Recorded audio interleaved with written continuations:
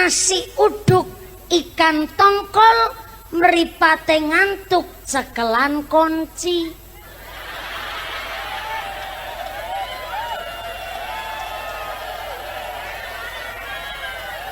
Kunci. Apa penyebab mandi besar? Satu, jelas karena hubungan badan, baik dengan suaminya maupun dengan suami tetangga. Lah iya toh. Fenomena demi fenomena banyak sekali terjadi di Indonesia. Kenapa sekarang Harry Pras memberitakan isu-isu agama? Karena agama ini jadi bisnis yang luar biasa di Indonesia ya. Banyak orang menggunakan, mengendarai agama untuk berbisnis, untuk nipu umat. Orang berbisnis agama, nipu umat, entah mereka yang dawir-dawir, entah mereka-mereka yang modus-modus, entah mereka-mereka yang menjadikan agama sebagai kendaraan politik dan lain sebagainya. Kalau ada yang punya masalah dengan ins, itu pasti jin. Dan jika ada orang yang tidak suka dengan panis, itu boleh jadi. Menjadikan kuburan sebagai tempat meminta-minta. Bukan cuma minta kepada orang mati. Orang-orang yang ada di situ, pengelola kuburan, mereka semua mencari uang, teman-teman. Menjadikan agama Islam ini sebagai kendaraan mencari uang. Bahkan nipu umat juga iya, banyak, teman-teman. Dikasih dulu saya ikhlasnya masing-masing ya. Ya, setiap hasta itu ada orang pakai kotak amal minta uang. Kalau kalian tidak infak ikhlasnya, kalian tidak boleh masuk. Dicegat teman-teman, nggak boleh masuk. Membisniskan kuburan. Bahkan kemarin beredar isu bahwa seorang Habib yang sangat fenomenal di Indonesia, dia punya kuburan keramat yang dimana kuburan keramat itu setiap tahun katanya menghasilkan uang 5 karung. Ya Allah. Kuburannya udah dibangun seperti ini. Rasulullah SAW mengutus Ali bin Abi Thalib, jangan biarkan kubur-kubur itu tinggi dari tanah, melainkan engkau ratakan. Ali diperintah seperti itu, sami'na wa ta'na. Kalian diperintahkan seperti itu, sami'na wa ta'na. Makam keramat palsu. Ini persiapan bisnis ini. Persiapan bisnis yang sudah keciduk, bisnis makam keramat. Gak perlu kerja apa-apa lagi, teman-teman. Cukup bisnis kuburan kalau begini nih. Oh, di sana belum ada makam keramatnya. Kita ronsen kuburannya, kita buat makam keramat. Nanti juga ada infak, ada uang di situ. Hampir tiap tahun teman saya itu setor hasil infak makam itu ke Abah Lutfi bin Yahya Pekalongan. Celeng. Kata teman saya, itu minimal 5 karung hasil infak itu. Hasil infak ke kuburan keramat. Celeng berarti Wahabi mereka. Setiap tahun kuburan-kuburannya itu menghasilkan uang 5 karung. Bagaimana kalau ada berbagai macam jenis kuburan keramat di berbagai cabang provinsi di Indonesia? Kalau satu cabang saja menghasilkan 5 karung, bagaimana kalau ada 33 cabang? Kan ada 33 provinsi di Indonesia. Atau di setiap provinsi, setiap kabupatennya ada kuburan keramat. Kaya raya, teman-teman. Hanya bermodal kuburan keramat. Beginilah kondisi di Indonesia ini. Orang-orang pemuja Habib, pemuja gus-gusan, pemuja kuburan-kuburan keramat, pemuja wali-walian, dus nembus genteng. Habib Muhammad Mauladawi mengatakan, wahai anak-anakku, aku kepingin tahu sudah nyampe mana kamu itu. Tuh, sudah sampai mana kamu itu? Yang ditanya apa? Ilmunya. Sudah sampai mana ilmunya? Coba ayo, coba terbang satu-satu. Tuh. Terbang satu-satu. Terbang. Dus, dus, dus. Ya Abdurrahman, terbang. Terbang. Terbang ditembus. Sampai atap rumahnya ini tembus jebol. Dus. Dus. 3, 2, 1. Thrusters engaged. It's okay.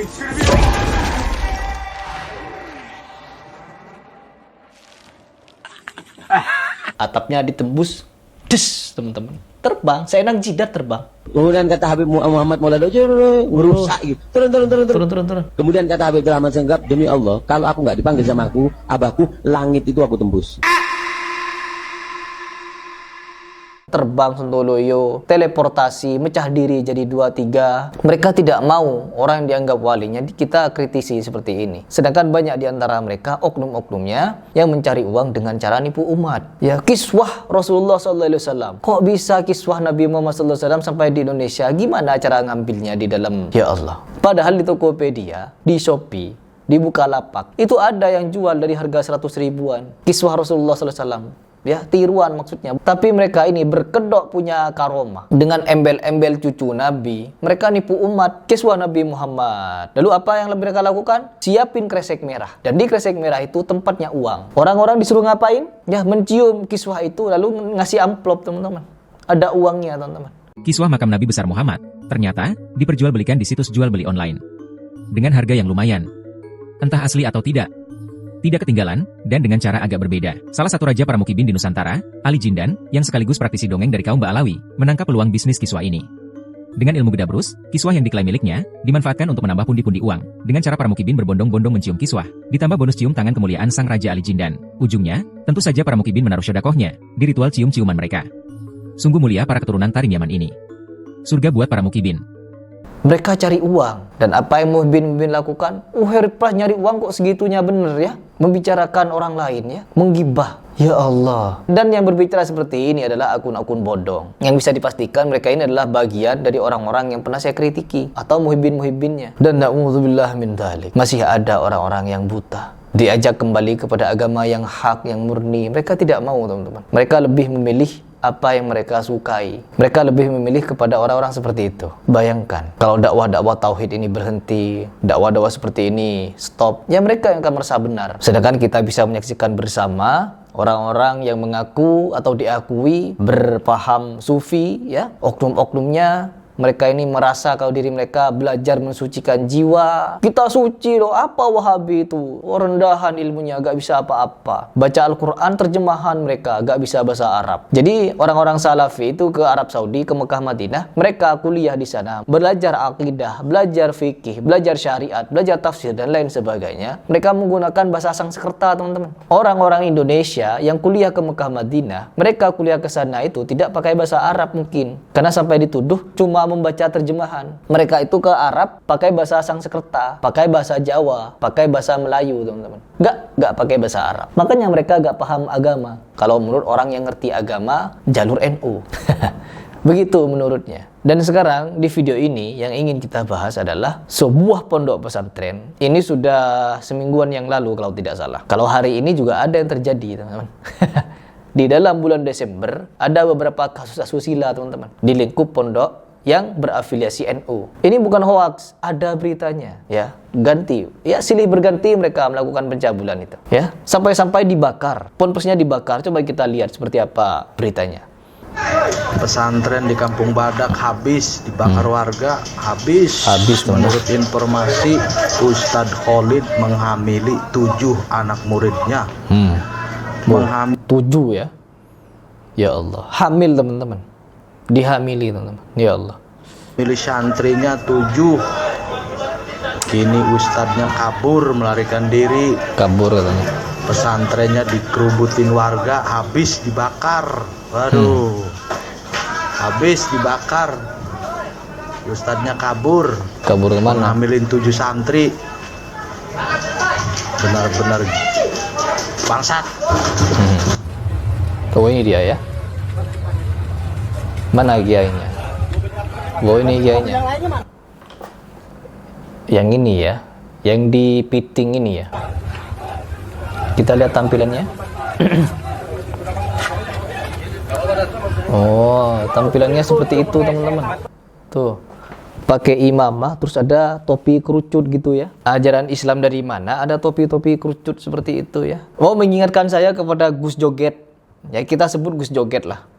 Yang selalu memimpin jemaahnya itu joget-joget.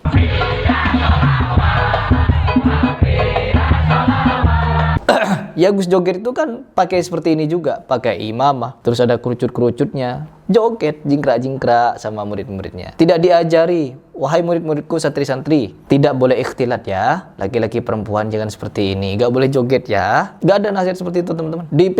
Pimpin joget rame-rame. Ahmad Ya Habibi katanya, joget dijingkrakan. Ya ini, kerucut, topinya topi kerucut, teman-teman. Bagaimana tidak sering terjadi pencabulan, teman-teman. 1 bulan ini ada beberapa kasus pencabulan. Ustadz mencabuli santri, kiai menghamili santri. Ya, tidak lain tidak bukan karena ajaran mereka membolehkan sentuh-sentuhan, teman-teman. Sentuh-sentuhan boleh. Ada videonya, teman-teman. Orang yang dianggap ulama sentuh-sentuhan. Kemarin ketika saya membahas seorang kiai yang salam-salaman dengan perempuan, teman-teman, ada amplop, pakai kain, tangannya dicium-cium sama santrinya. Ketika saya menganggap itu sesuatu yang miris, murid murid-muridnya gak terima, ngajak dialog dengan saya. Ketika dialog ya Sontoloyo mengajak tatap muka, face to face katanya. Kita dialog. Gak ada dialog pokoknya. Gak ada dialog. Keroyokan mereka. Saya sendiri dikeroyok. Santri modal keroyokan teman-teman. Ya Allah. Akhirnya apa? Saya dinasihati gak perlu dialog-dialogkan lagi. Mereka biar memaparkan data saja di media sosial. Kalau mereka berani gitu.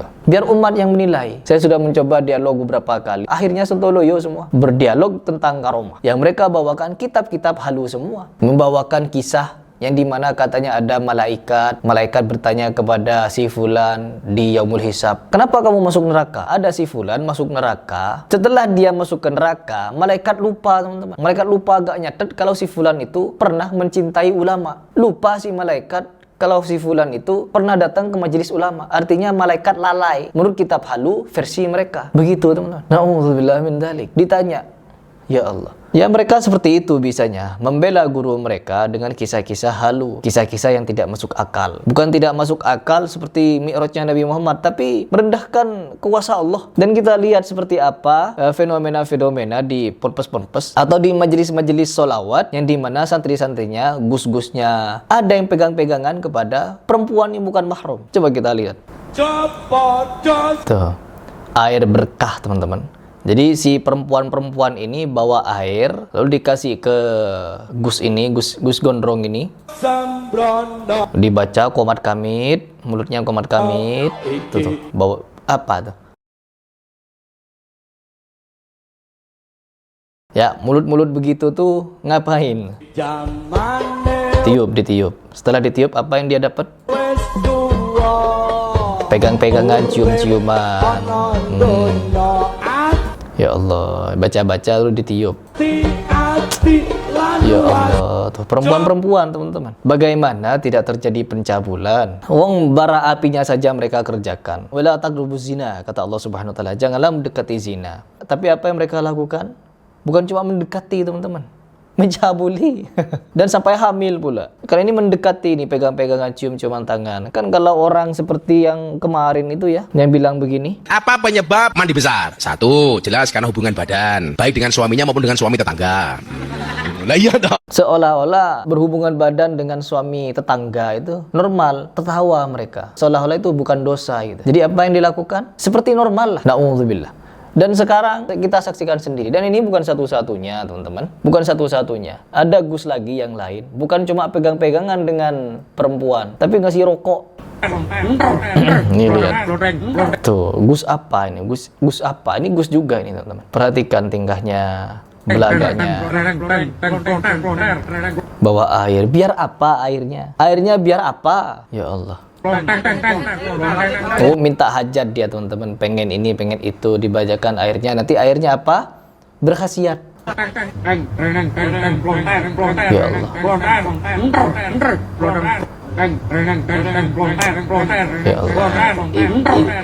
Tuh. Iya, pegang-pegangan dengan perempuan mereka sudah tidak ada batasan ya. Jadi pegang-pegangan, cium-ciuman tangan. Jadi nggak ada, mereka nggak ada batasan sudah. Dikasih rokok. Anak perempuan masih kecil dikasih rokok. Ajaran apa ini ya?